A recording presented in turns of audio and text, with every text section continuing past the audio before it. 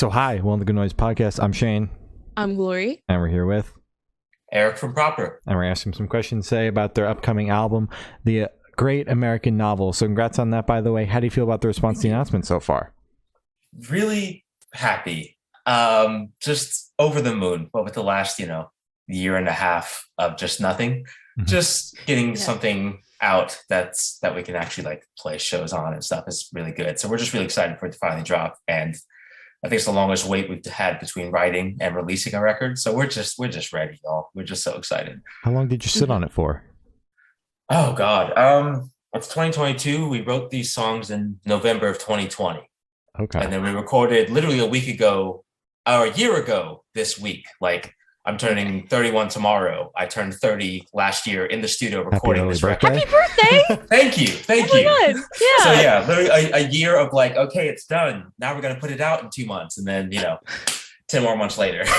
Yeah. Well, it's finally almost out. The album rocks, by the way, though. Oh yeah. Thank 100%. you so much. Mm-hmm. Thank you.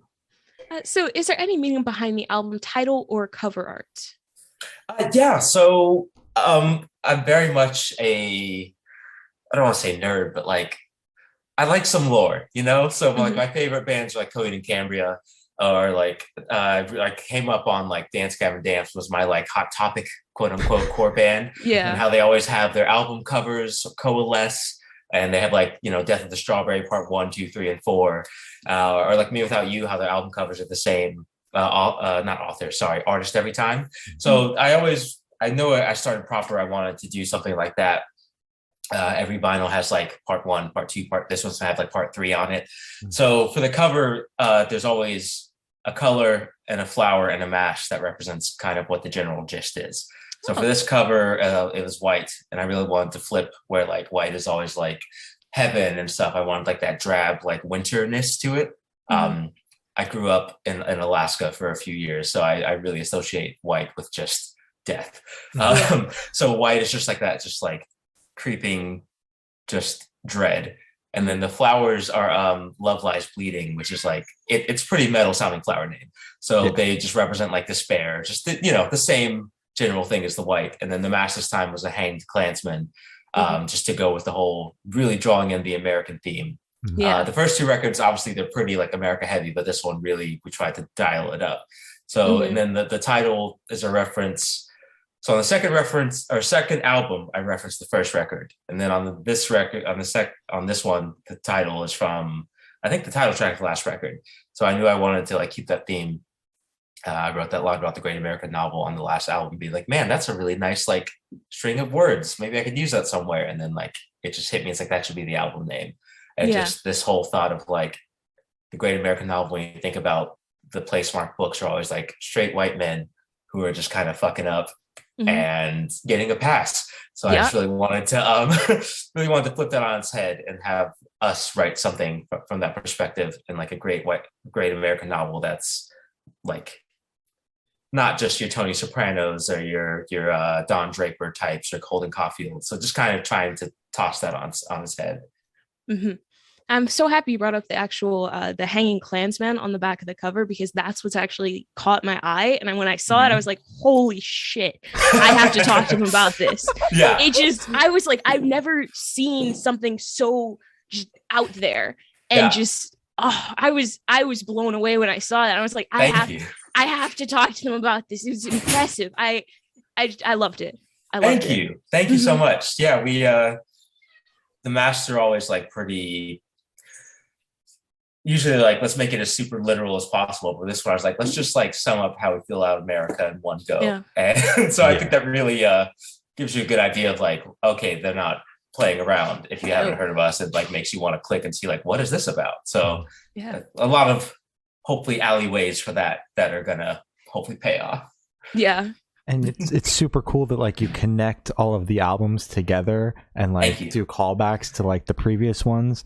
Super sick. And I also see a cat walking around in the back. We have to meet him or her before the end of the interview, please. Yeah, they do what they want, but hopefully they'll make another appearance and I can Okay, I'll get them over here if I can. Yeah. So while we wait for that, can you tell us a little bit about your writing process for this album? Yeah, so this time, Proper is me my friend Elijah on drums, my friend Natasha on bass. And usually it's just been me being like, here's the song, write a part to it. This time around, I don't know, I guess it's been like after like 5-6 years of knowing them, I was just like, I'm going to try and like write with people. So it was like the most cohabitated writing process we've ever done. So me and Eli started off, we have a practice space that's like a month-to-month spot that we can just go in anytime. So we'd go in there at like, I don't know, 8-9 p.m., bring like a case of beers, and like I'd be like, this is one idea I have, and then we kind of knock out the instrumental for about a song a day up until we got about like 10-11 songs. And then Tosh was getting in there probably around like song 8-ish, and would like be like, yeah, we should go to this part, and like a little bass. Like I think Red, White, and Blue was the one where we all really coalesced, and we were like, oh wow, that little bridge, I kind of got lost after the second chorus. Was like, I don't really know what to do, and then they just filled in the blanks, and it really came together. So usually it's like make the instrumentals, and then I just kind of write the lyrics after the fact, and I put it all into GarageBand, like a little drum loop here and there, and then I kind of been like, this is what I'm thinking. Now let's write like the actual parts, lead guitar, flesh out the bass. If there's like a vocal part that could be like syncopated with drums and instruments, let's work on that. So it's kind of just like our first time being collaborative, me trying to be like open to all suggestions, because usually I struggle in that arena in most parts of life in general. Fair enough. That's awesome. I'm glad you finally opened up and let them work on it as well. That's awesome. Yeah. Hell yeah. Is the plan to keep the writing process collaborative?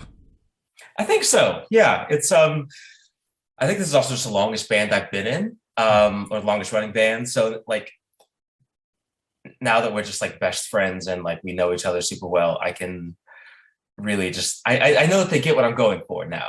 Because when you're like the singer-songwriter in a band, sometimes it's just like doesn't work out. And I've never run into this issue with this band, and it really feels like we really get each other, and writing music is really fun for the first time in my life at 31 with other people. So I definitely want to I can't wait to do it again. Just like getting some beers and seeing where we go with an idea. Hell yeah.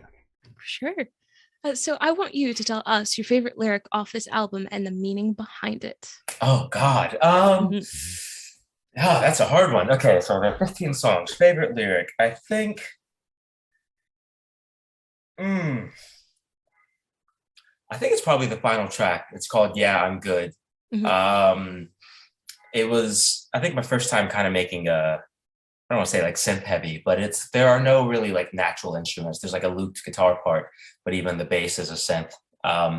So it was my first time trying to like write a more pop oriented song, I guess I could say. And I just didn't know what I wanted it to be about. And then so usually when I'm not sure, I just start like humming a melody.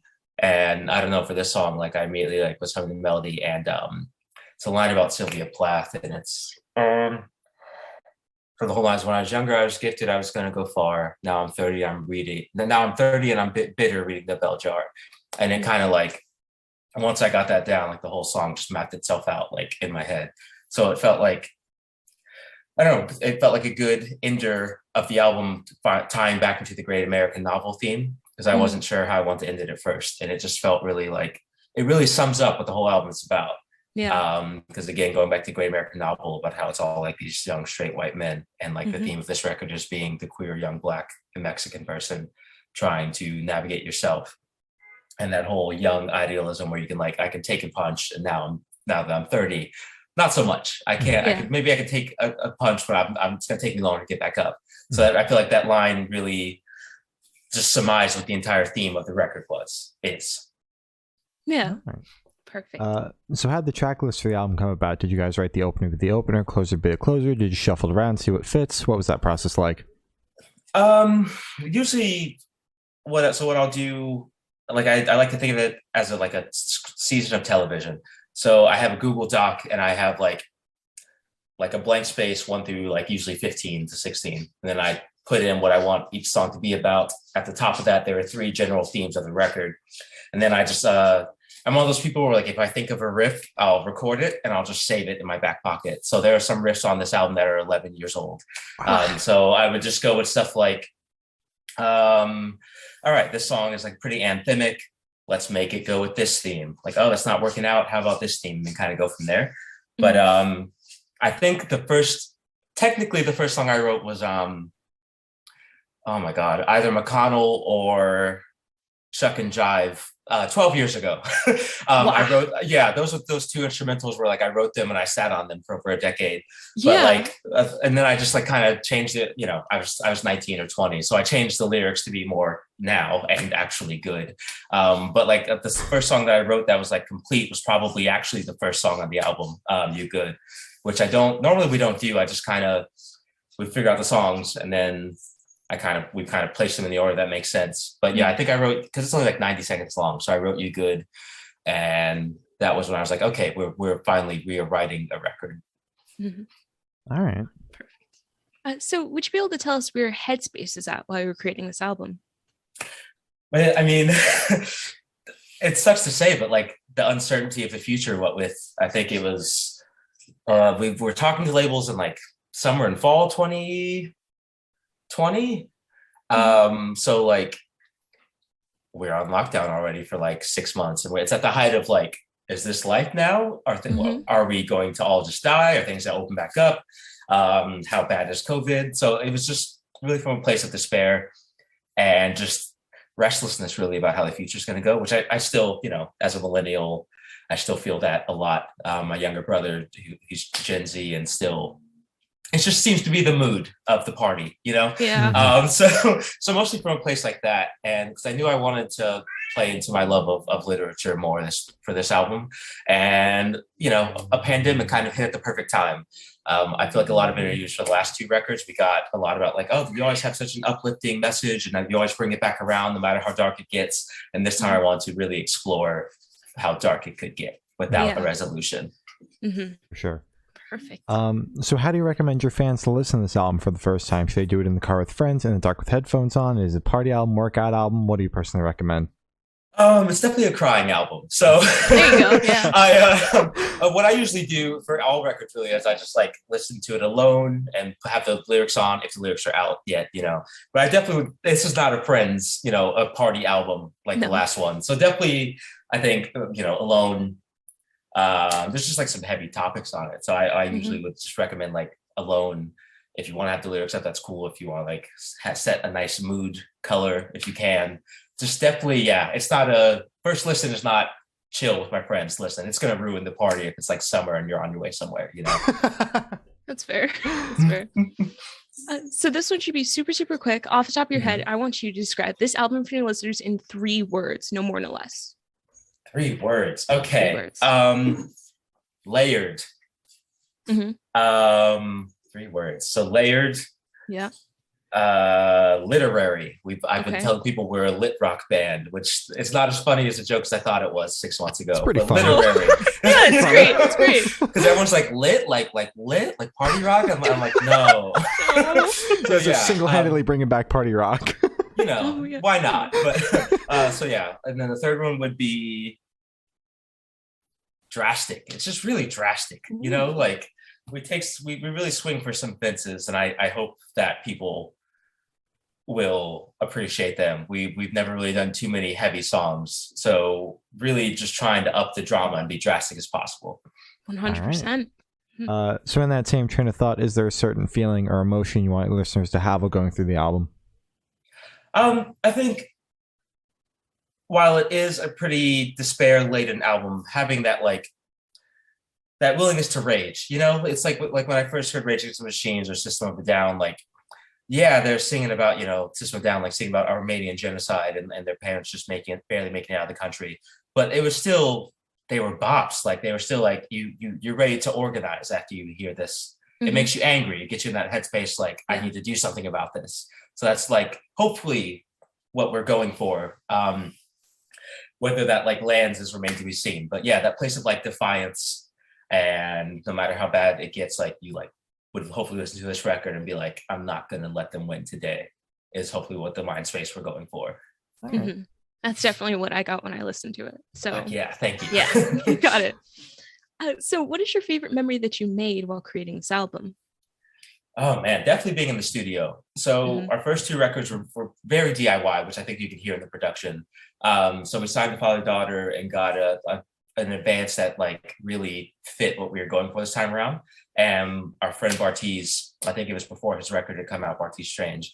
And like I remember calling him. He pulled over on the side of the road. He's like, "Yes, I am so down. Please let me do this." Yeah. And I think we spent about a week, maybe 8 days down in Virginia.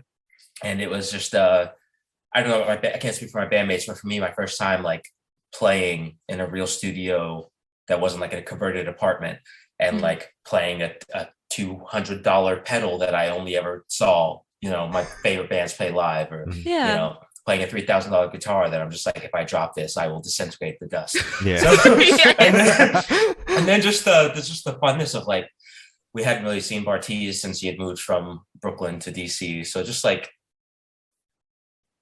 making music all day and then going back to Bartiz's and like ordering peri peri chicken and something and just talking about music, watching music videos. At that time, it was only February. His album came out in October. So like, or had it been October? I'm trying to think. His album either just came out or was about to come out. So talking to him about what he was excited about, like once he finally got to tour again also. His album had just come out that previous October. So just like the zest for music and the culture, just like being there every moment in the room. Hell yeah. God, that must have been great. Yeah. So picture this, you're on tour at a gas station for a rest stop. What was your snack of choice? Oh God, I could probably guarantee everyone's answer. For Tosh, it would probably be some ridiculous cheese or like a persimmon that she found. She's the most, when it comes to snacks, Tosh will try just about any crazy thing. Eli is very much if there's chicken, I think he'd probably get a chicken strip, just one or two. He's a sensible man. It's 11 a.m., but he only needs one, Only one, okay. For me, I usually do all the driving. So for me, it's probably about 30 ounces of coffee and then some jerky and pineapple. So just to, just so I could do this 16-hour drive that we somehow, booked for ourselves. Yeah, somehow this one got snuck into the routing. Yeah. When you said a 30-ounce cup of coffee, like how are you taking that coffee? Straight black. Oh my God. Yeah, I try and chug it. And then when that fails, I just kind of like, I make sure every 15 minutes, especially if it's like an overnight drive. On this last tour, the second to last tour, we had some drives. I think we had to drive from Texas to Florida. Rough. Yeah. And I don't know what fell through or what happened. But yeah, I did all of it and it was terrible. It was so bad, but that's how it goes sometimes, So coffee is a lifesaver. Yeah. Oh my God. Okay. Straight black coffee. That's a lot. I'm not lactose intolerant, but I've never been like a cheese, cream, milk kind of person. So I definitely hate sugar. So I'm like, let me just get this over with, Oof. That's fair. Which sounds insane. I sound like a serial killer, but just a little it is bit. what it is. Anyone that just drinks straight black coffee, I'm like, do I want to be in the same room as you? Like, what are you going to do to me? Yeah, the answer is a resounding no. So on the topic of food, if the band was a dish, what dish would the band be? Oh God, if we were a dish. Honestly, probably some fried chicken. Eli and I are Southerners. Tasha's from Delaware. And then our lead guitarist who tours with us is from North Carolina. So we're a big chicken heavy band. It's easy to share. It's good on the budget, so definitely fried chicken, maybe some like barbecue. So like some baked beans, mac and cheese, some collards. I think it would be just a nice Southern platter. That sounds delicious. Yeah. Some cornbread for good. Oh yeah. So for the last couple of questions, we're going to shift away from music and go straight to death row. Boom. Okay. So let's do it. So if you're on death row, what would your last meal be with a drink? Oh God. So fun fact not even before food. One of my first loves was cooking. I went to culinary vo-tech school. So this is a very hard question for me. I don't know, like the bougie chef in me wants to say like a beef bourguignon with like some caviar deviled eggs, but it would probably once again be fried chicken. This elaborate dish, and you're like, actually, just fried chicken. Yeah. Like I grew up in South Carolina, Mississippi. My dad's from Florida. I had family all throughout Georgia. So really just like fried chicken, cornbread, or no, probably a biscuit. No, yeah, fried chicken with a biscuit, some honey. If it was fancy, maybe Korean fried chicken, but I don't have time for that. So it's fried chicken with a biscuit and then just a really good sour beer. All right. There you go. Perfect. That's good. So if you could live in one fictional world for a week, where would you live? Oh my God. Probably. So I actually just finished reading this book. So I probably would pick that. It's called Rosewater, and it's sci-fi, but it's written by a Nigerian man. This year, my whole goal is to read more Black sci-fi and fantasy. It's this like really cool world where aliens have visited, but they're like more of like a microorganism that get into your body and give you psychic powers. So he's like, but it's not like I can like move things with my mind. He's like, it's like based in science. The guy that wrote it, I think, is a neurosurgeon or something crazy like that. Yeah. And his free time wrote a sci-fi trilogy. But and it's like he's like, so like literally he's like he can block your eye receptors so like he becomes invisible, or like, you know, he can like intuit where you're gonna go. So he can like, if you arrest him, he can just walk out the door. It's like a Domino from X-Men type thing where he just like can get lucky and get out the door. So that world sounds really cool. And it's like Nigeria has become the capital of the world. So like all this great food and culture and like having it take place in Africa. I think I would like to spend the week there. All right. That sounds amazing. What was the name of that again? I would like to write that down. Actually, it's called Rosewater. Perfect. by Tade Thompson. Yeah, I just finished the first one and I'm starting the second one. And it's really cool. Yeah. Thank you. Sounds sick. So I've now asked the last question, and every single person we've spoken to have said that is the most important question. Oh God. Okay. What's your favorite color? Green. I know green is not a creative color, whatever that viral song said, but a nice shade of olive green is all I need. Just the best things are green. The planet, avocados. Yep. My dumbbell set here. So, there you go. You know, just green. Green is it for sure. Hell yeah. All right. So as I said, that's all the questions we have today. Is there anything that you would like to plug? Yeah, record drops March 25th. We have a UK and European tour coming after that. Hopefully by the time this interview drops, we'll have announced the European leg. That would be awkward. Yeah. But if not, we've got a European leg coming up, and then we're going to hopefully do the damn thing and tour on this record in more places, and come say hi at the merch table. And yeah, thank you so much for having me. Hell yeah. Thank you for telling us. This has been Erik from Proper, and we have been the Good Noise Podcast.